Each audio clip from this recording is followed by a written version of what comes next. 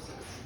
And I feel very fortunate that my parents always had good instructors for me and good horses. Growing up, I never realized the amount of amazing animals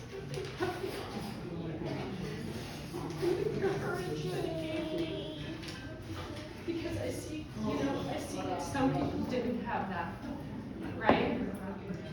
And so that for me is kind of what really instigated the lesson program, right? The ability to have people come in and learn on solid horses and get a solid foundation.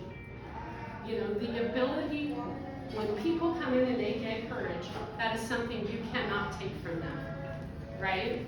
If you have many years, I mean, look at how many of you guys started at the lesson program, right?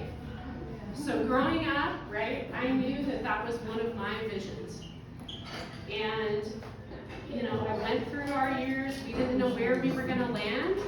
I left Georgia Tech, and I called them up, you know, so they're playing tennis, and I'm like, I'm done. My parents are like, what? You're done? I'm done playing tennis. You can come get me tomorrow, right? And being my parents, they did. They got on a plane, they picked me up, and moved me out, and my dad and I drove across the country. We spent 3 weeks driving across the country, and we skied a lot. We went and saw the Dakotas. We had a great time, and we drove through Gardnerville. And he did. He did. And I was trying to figure out. I was probably I was 20. So I was trying to figure out what I was going to do with my life.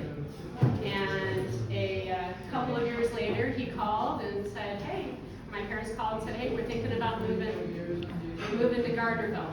What do you think of Gardnerville? Remember that place we drove through? Yeah. And we moved to Joe's Peak. And a couple of years after that, they said, what would you think about starting a ranch?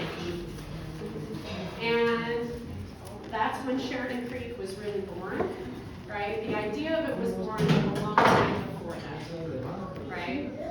As we were developing. And we started building everything, right? We were the crazy people that built an indoor arena in January. I was a general contractor at 22, which was a learning experience in itself, but he helped me with that. And I can't tell you how many times we measured that indoor arena, exactly where it was going to go, and remeasured and measured. And we just kept growing throughout the years. And, you know, we knew that we wanted a place where people could bring their horses, right? And where people could connect and grow. But I don't think we understood the relationship that we would develop with the people, right? I mean, the connection, the things that we go through together at the barn, the amount of time that we spend together, right, is unbelievable, really, if you think about it, right? It's absolutely unbelievable, the hours and the amount of time, and we still like each other. We still like each other. That's crazy. And videotaping all that, right? You know? And there's a lot of you guys that have literally watched me grow up. Right? You know? What? Do you remember Christmas break? I took you to get Max. We bought Max. Yes, you did. And then she came home. That was major. Yeah. Yeah, we bought Max. Yeah, and he definitely helped bring me home from Atlanta. But I really think we underestimated that part of it. If I look at the length of time that I have known some of you guys, right? A lot of people don't get like one friendship that long in their life. And we have many. And that is just an unbelievable blessing, right? It's something that just doesn't really happen anywhere else. I mean, it does, but not to the extent of a barn, I feel like. You know, we have a commonality, we have a common love.